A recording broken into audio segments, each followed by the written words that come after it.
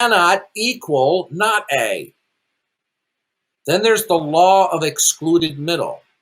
Something is either A or it's not A. There is no middle ground. That's why it's called the law of excluded middle. If you hold to A, a proposition A, then by default, you are holding to, when you affirm A, you are also affirming indirectly the falsity of not A. Do you understand? May I ask something? Did you understand what I just said? Yes. Okay, so if you have a worldview that is represented by a letter of the alphabet, let's say it's worldview B. If you hold to the actuality of worldview B, then by default, you are also holding to the falsity of worldview not B. Not B, in your view, would be false. The reason why is because you hold to worldview B. So to hold to worldview B is to also, to hold to worldview B is to simultaneously hold to that worldview not B is false. This is not controversial.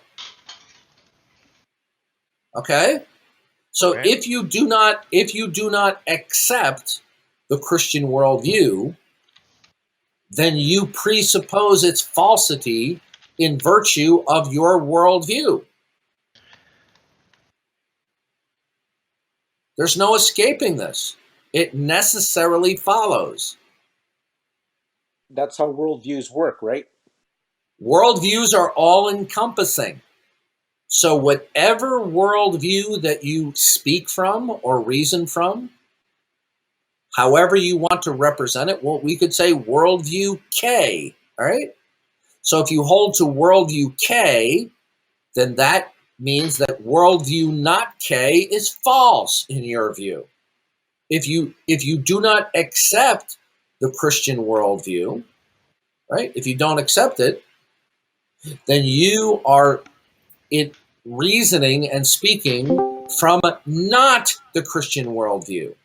If your worldview is characterized as not the Christian worldview, then you presuppose the falsity of the Christian worldview. It's not a matter of that you don't accept it. We're not talking about gold on Mars, because gold on Mars is not an all-encompassing worldview. It's that simple. There's a big difference between a entity that is contained within a worldview. Okay?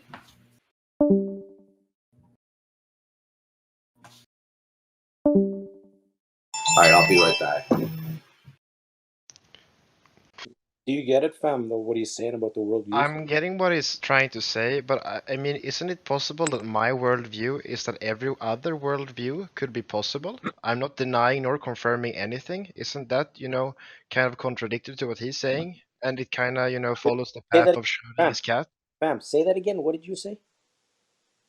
Isn't agnostic just basically saying that everything could exist as well as it couldn't exist? It's like Schrödinger's cat, No, no. I see. No, I think I know what you're focusing on, a belief thing. But he's saying, what is your worldview, right? So you have a Yeah, but my worldview is that everything could exist and it could as well not exist. I could not know. How So can everything exist? So for example, can it be both true that God exists and does not exist? I believe that. Tough question. It's too bad because I'll leave that unanswered.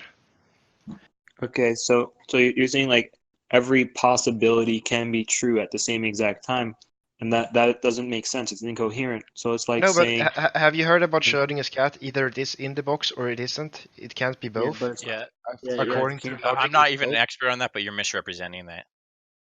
So yeah, it's like it's basically there's a cat in the box, right? And you don't know if it's dead or if it's alive, right? Yeah. You don't know. You're just uncertain.